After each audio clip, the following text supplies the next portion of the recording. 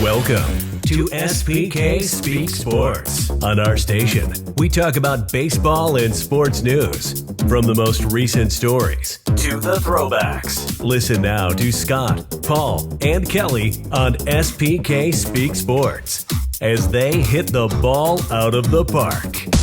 You hit the ball out of the park. Speak Sports. Hello, how you? My name is Scott, and who might you be? I'm Paul. I'm Kelly. And the three of us, the trifecta, we are SPK Speak Sports. I'd like to start off for a bit, if I could, just talk about something current. I'm going to talk about 1923 in a little bit.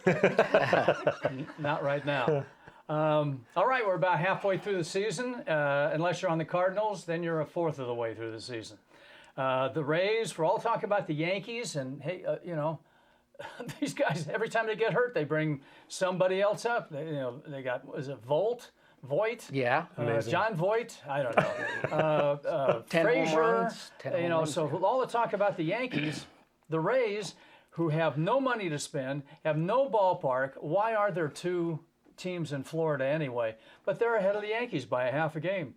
In the Central, the Indians are hanging in there, even though 40% of their pitching staff is absent. I'm going to get into a little bit more of that later. Watch out for the White Sox. Yes. I think they've got some hitting that they're raking. The cheating Astros 8-2 this past week. Wow. Ooh, meat. NL East Marlins are still a game over 500. So who would have thought? End of August. Yeah. We're talking about the Marlins, a game over 500. Wow. NL Central picked up 2 games on the Cubs. The Cardinals did. The West, the NL West, Rockies had a great week. They were a game over the Dodgers, game ahead of them, and they went 1-9. Wow. And the Dodgers went 9-1, so they're bye-bye. They're 7 waving games to back. them. As it Bye-bye. should be. Yeah. So anyway, and speaking, hold on a second. No, it's an unidentified, an unnamed source. Well, then we got to go with it. Okay. Dodgers magic number 3. Yeah. Oh my gosh. Congratulations, Paul. It's going quick. Boy, the season's been fun for you. It has, except these nasty Slam Diego Padres. These guys That was stick in amazing, there. yeah. They're Oh, in man. second place, Yeah, and yeah. they're called Slam Diego Padres because they did the unimaginable. 4 games in a row, grand slams.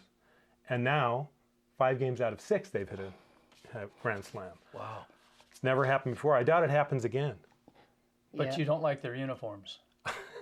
I don't like anything about those guys. Well, there's the only thing, when they got the brown uniforms with the mustard color Yeah, on there, they yeah. look like Padres. They look I like mean, hot dogs. well, yeah, that too. Yeah, but they have those brown, like the monks have that, Yeah. that brown hooded, but anyway. Well, we The can Friars. Yeah, Let's Friars. talk yeah, there about you some go. Yeah.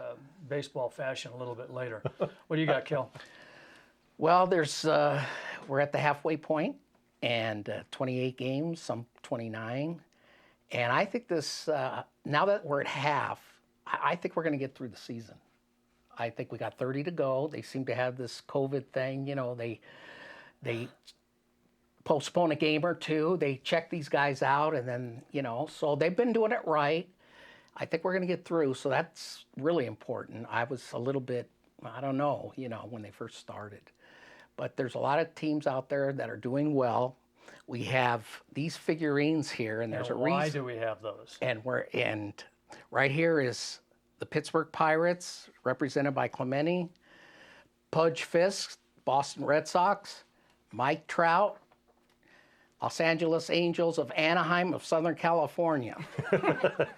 Okay, and all these teams have something in common. They're terrible this year. These are the worst teams in the league. That means that 16 teams get in, 14 teams are eliminated, and it looks like these teams are going to be eliminated.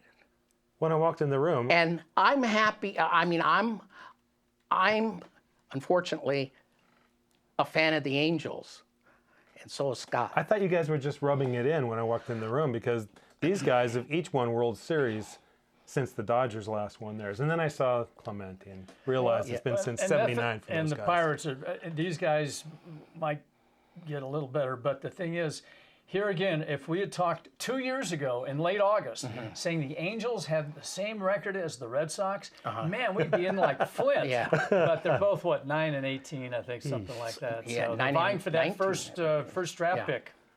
Wow. Good for them. Yeah. So that's a thing, and we'll get into it a little. Sorry tale. Yeah. The Tigers this past week snapped their 20-game losing streak to the Indians. Wow. Dated back to a year ago, April. And then they blew that. They had to win the other night. But they started it again by losing last night. So, but think about what was going on a year ago, April, where social distancing back then, a year ago, April, all it meant was on family gatherings, you just stayed away from your racist uncle. But it's a whole different ball game now. Yeah. Dansby Swanson hit a walk-off, and Bellinger did the same thing last night. I know you saw that. Well, they get home, and they're all doing this. Yeah. Not touching each other. It looks like little kids. Little dance on the home plate. Looks like little kids. And the thing with the Dodgers is, I'll watch the Dodgers and they'll be losing. It might even be in the 7th, 8th inning. It never seems like they're losing because they have these comeback behind. They have this swagger. The last few years watching the Dodgers, you never feel like they're losing. You feel like, okay, they're behind right now. Yeah, and But it's like, well, who's going to bring them back? yeah, which guy's going to be the hero? And it's like, that's a unique thing. You just don't see it. Words I never thought would escape my mouth, but I want to talk more about the San Diego Padres. Okay. And you should want to talk more about the San Diego Padres too because of Fernando Tatis. Right. You and your 27 home run prediction for the season. Well, he's cooled off a little Yeah, bit. but he's got 12. You're on pace. Yeah. He's pretty amazing, right? Right. I think he would be on pace for 25, right? 20. I'll take that. 25, 26. Yeah, it'd be a lot closer than we thought you were That's the gonna be. first thing I look at. I look at all these guys that are hitting these home runs. I check the box score to see if, and I just, Will he ever have a more famous home run than the home run he hit on a 3-0 count about, a week ago? Yeah. 5-6 days ago. Because you're not supposed to swing on a 3-0 count if you got a big lead. Right. He did, and he hit a grand slam. And boy, that was the cause célèbre this week in so much of media. And there are a lot of spin-offs of that too. Scott, I know you have a couple of unwritten rules you wanted to talk Yeah, well, about. we Machado had paid the Machado price for that, hits yeah. a grand slam walk-off. They were only trailing by a run, and somebody commented, doesn't he know etiquette means if you're only trailing by a run, you only need 2 runs to win an extra inning. So you shouldn't Just hit hit a a grand single. slam. Hit it- Exactly. Yeah. You should have hit a single because anything beyond that is, Albert Pujols this past week tied A-Rod for the most career RBIs, or second, obviously, Aaron's first, but second most career RBIs. So he's got that. So I'd just like to say, I think he's a great guy, great player. Yeah. If he can just get 2 more home runs to surpass Willie Mays on the all-time list. right. And then quit. He'll have to get 4 more, right? No, he's 4 one more behind Mays. But 5 more, so he hits 700, right, or something. No, no, 670. No, he's 670. got 41 to go. Yeah, you're right. If he hangs around to try and do that, he could be I in was the water. misremembering. It's they're not playing them every day now. That's how bad he's been. Yeah, that was And a couple of games in a row. it's painful to watch him. Hey, Mookie Betts, speaking of the Dodgers, I don't know what it is now, this is a couple of days ago, he had 104 swings of pitches in the strike zone, and he missed 1 time. Wow. So that's pretty good contact hitter, right? Yeah. However, but in comparison, and this is today as opposed to 30, 40 years ago, so he struck out 101 and 91 times in the last 2 years, so a little over 200 times in the last 2 years. Still pretty good because guys do that in a season now. Right. But he has 478 strikeouts in about 3,700 at-bats. Bill Buckner, in over 10,000 at-bats, struck out 453 times. He struck out 25 times fewer in 3 times the amount of bats of Mookie Betts. So all I'm saying is Mookie Betts makes pretty good contact, but nothing like Buckner. Right. And I'd just like to tag that with Bill Buckner, unfortunately passed away about a year ago. At his memorial, his son Bobby Buckner gets up there and he talks about all the Buckner only struck out his dad only 450 some odd times, never struck out 40 times in a season, never struck out, here's this word again, 3 times in a game. Never struck out 3 times in a game. And so Bobby Buckner is playing in a summer college league in San Luis Obispo, invites his parents down to see him play. And Bobby Buckner in the game goes 0 for 5, and Bobby Buckner strikes out 3 times in the game. After the game, he comes up to his dad and he says, "Dad, you don't know how I feel." Bill says, "You're absolutely right. I have no idea. how you feel. In 22 big league seasons, I never did what you did in this little fakakta college game today." Well, you know what the moral of that is? He takes after his mother.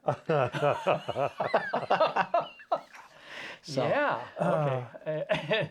And I don't know much about his mom, but I know she's a pretty good golfer. Yeah. So she might. I don't know. That's good. I think Tony Gwynn had comparable numbers to that. Probably. Yeah, you he was know, amazing. you know who's the hardest guy to strike out, or the guy that makes the most contact right now in the league? No. Fletcher Oh. of the Angels. And did you David see that Fletcher. pitch he hit the Yeah, it was he- up here, Yeah, literally. he saw that. chopped that thing, man. That was That was a tomahawk chop. That was hilarious. I'd like to touch on this again. It's a couple weeks old, but the Indians are doing pretty good with 2 of their top pitchers not with the team, Plesac and Clevenger, because they went to the party and, you know, most everybody knows about the story now, so they've gone to the alternate site. Right. Which is like, is that purgatory? Where am I going? It's limbo. So they're gone right now. Do you guys think that the Indians will bring one or both of them back this season because they're in the hunt? Well, depends on what their record is in about 2 weeks. No. now, did you see the guy that pitched last night for them? Tristan McKenzie, 6'5", 165 pounds. And his wingspan, his arm span is like a 747. So he pitches 6 innings. This is Cleveland. They come up with these pitchers like the Dodgers do. He throws 2 hits and 10 strikeouts in his, I haven't weighed 165 since I was 5'9". But can you believe that? He looks like Oil Can Boyd, a big version of him, who used to pitch for the Red Sox. I was 6'1.5" and 155, and now I'm 6 feet, 180. And the reason I'm wearing long sleeves is because I don't want to show you guys up today, because I'm buff. My guns, and it's not from working out. Mosquitoes. Okay. But Clevenger and Plesac, I think they'll both be back on Yeah, because I think- talent is going to override anything else. But do you think that the league told Cleveland, "Hey, you guys do something, or we're going to do something"? I'm sure or they had to. Or do you think it was because they Cleveland? were endangering their teammates. Yeah. I know their teammates didn't take well to that. Plesac goes on with his little zoom camera or whatever it is about his driving, saying it's the media's fault. So that was bad PR. Right, but I know, just so- I It's just also bad wonder if driving. I just wonder if Cleveland kind of stepped up and said, "Hey, we're going to take it," before the league stepped in, or if they talked about it, or. But there's an etiquette, like, things you don't do, like Cespedes. I still don't know how to pronounce his first name. I Cespedes, don't want to know. Yeah. So on the Mets, he just decides, I'm going to leave. They go to his hotel room and he's just gone. Right. And the thing I liked about it, though, he was guaranteed $29 million for the year. Before his wild boar accident, whatever that was, wild boar was chasing him, Right. Cespedes falls in a hole, whatever the story was. Yeah. So he goes from 29 or 29.5 guaranteed to $6 million with incentives. Well, he didn't quite get to the incentives because he decided, I'm out of here. As opposed to Lorenzo Cain with the Royals, he just goes, for health reasons, I'm not going to play this year, and he forfeited $60 million, but he did it the right way. Right. And Cespedes you don't just leave. So it's the same thing with these guys, but I think if they bring them back, those guys will be the best teammates for the rest of the year you could ever want. But here's the game. If Clevenger gets 20 days where he's not on the roster, Right. he loses another year. He doesn't get credit for that, and he's not a free agent until 2023 Wow. instead of 2022. That's gonna cost him- Plesac has something too, or Arbitration. arbitration. So That's millions they're of playing dollars. that game, but Yes. I get it. It's just like Marcus Stroman with the Mets. He was on the roster for a few days. As soon as he made the the amount of days Right. to go to free agency after this year, he decided he wasn't going to play. So, two can play that game. 2020 has brought a new unwritten rule. You don't go to a party if you're on a major league team. Yeah, but Yeah. You don't he's have got any social life at all. He's got a teammate, Carrasco, who what did he have? Leukemia or something? Yeah. A form of leukemia. He's susceptible. I mean, there's other guys, that might have a problem. Exactly. And you gotta They all have to think stay away things from those through. cardboard baseball annies, too. Yeah, they're it's the worst. Dangerous. Dangerous. August 22nd of Oh, next year. You guys see what's going to happen? Is that the Angels? Involves the Angels. Yeah, Angels and Cleveland are going to play the Little League World Little League Series. Classic, which is appropriate with the Angels. Yeah. But they should be the Yeah. Angels and the Pirates. Yeah, So, but I think what's going to happen though, if it continues this trend, they could play the Indians, or they might, considering the Angels what they're doing, it might be too overwhelming to play a big league team. They could play the Indians or the Poinsettia Little League All Stars from West Hollywood. There you go. Just to make it a more even match. I like that. I want to go back. I keep pestering you with the unwritten rules thing because some of these things just really nag at me. Okay. Some of them are pretty legitimate. I think there are some mostly legitimate unwritten rules. Some of them are bordering on superstitions. I'm a believer you don't step on the chalk going to and from the field, taking the field, coming off the field. Sparky Anderson. Yeah, and part of that though, I mean, it's a legit reason. You don't want to mess up the chalk line. You don't want to get chalk all over your uniform or on your cleats. The stuff comes up in the air, and it's bad luck. So that's a mostly legitimate rule. If you're a hitter, you don't go and start timing the pitcher's warm-up pitches from right outside the batter's box. Right. Or he's coming head hunting for you. Well, But he'll even throw a practice pitch Oh, yeah. over the guy's Sure, head. that happened. Yeah, a long time ago in the game I was in. I think there are two totally legitimate unwritten rules. The first is no doing pirouettes when rounding the bases. You've never seen a guy break that rule, right? Seriously. And the other is this applies only to catchers. Catchers are not supposed to eat chorizo pizza on the night before a day game. And that's really a rule in honor of umpires. More Yes, than an umpire. yeah. And you were an ump, so how do you Yeah, feel about that rule? No, You got to I wouldn't- appreciate that. No, I can't appreciate that because batters can step out of the batter's box or go back and get some more rosin. I can yeah. stay there. Oh, that's right. No, I don't think. No, that is a definite no. But most of the unwritten rules are bunk. And I loved a couple of tweets this week from greats like Reggie Jackson. He told Fernando Tatis, he says, keep playing hard. He says, we need players like you. You're an all-star. And Trevor Bauer showed a lot of support for He's with Cincinnati. Tatis. Yeah. Yeah.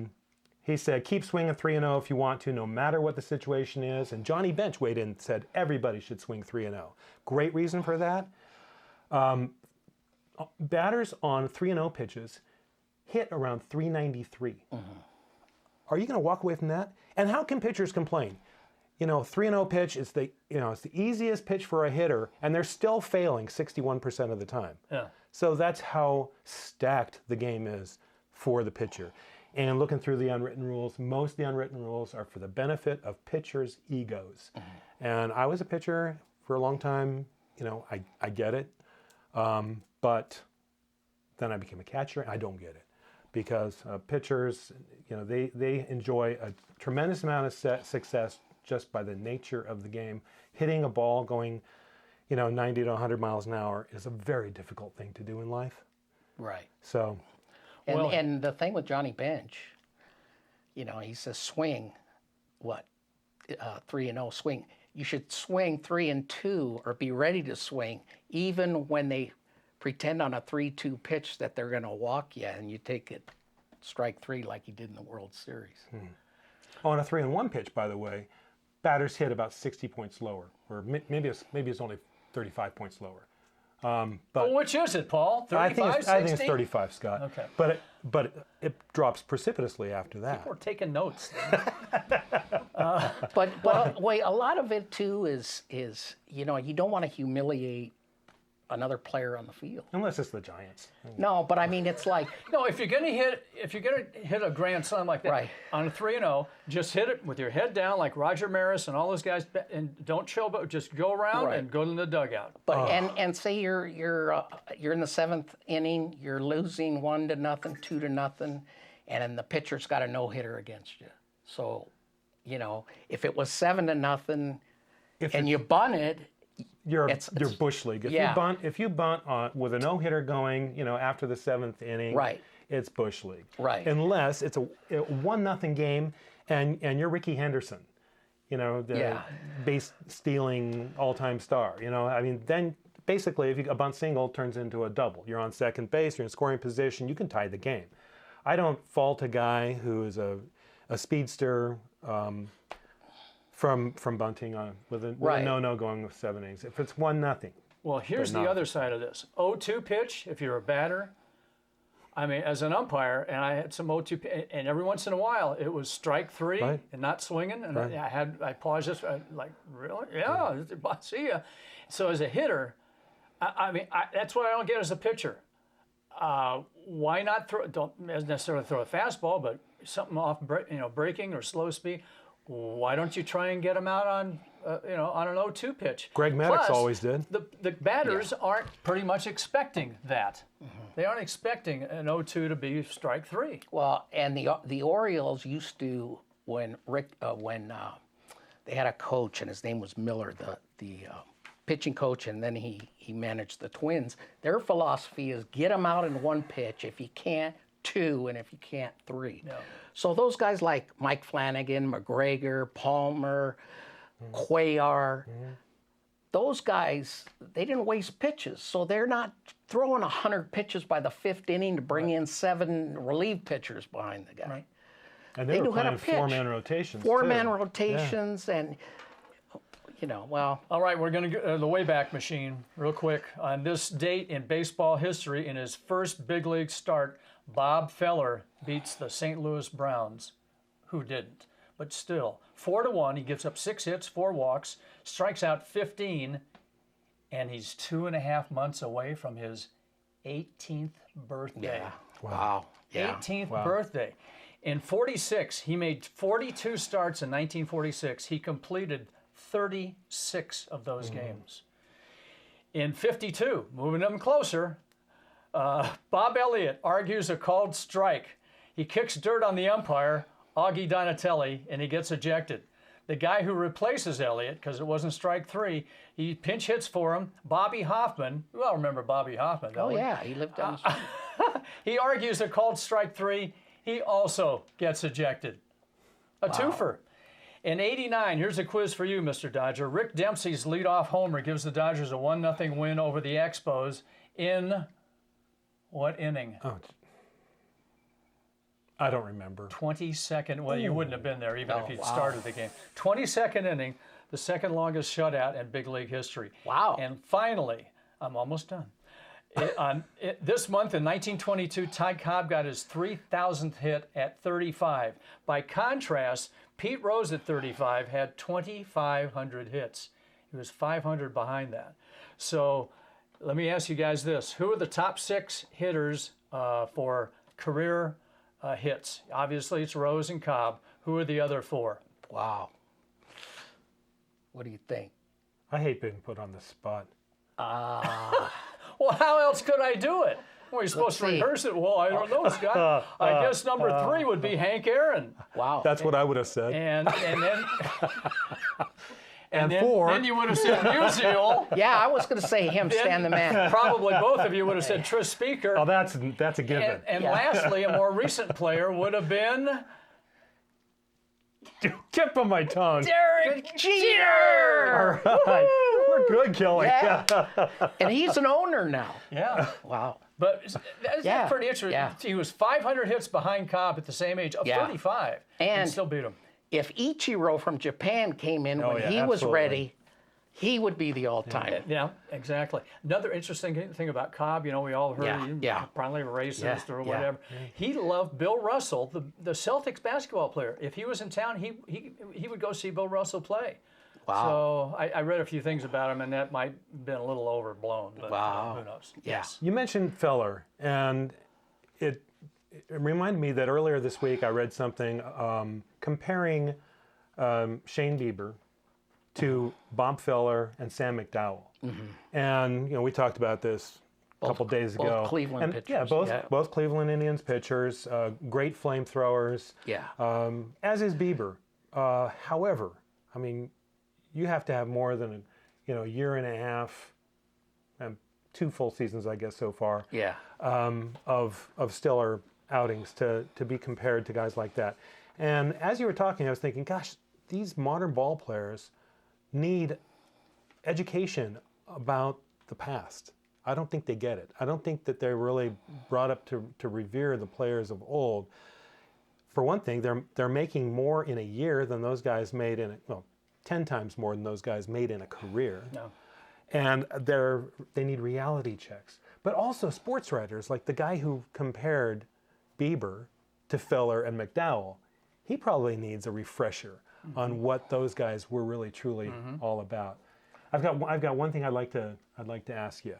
Okay, there's a kid plays for the Yankees, Miguel Yajur, and I think this is the most impressive feat so far this year, because he is the first player ever to wear number 89.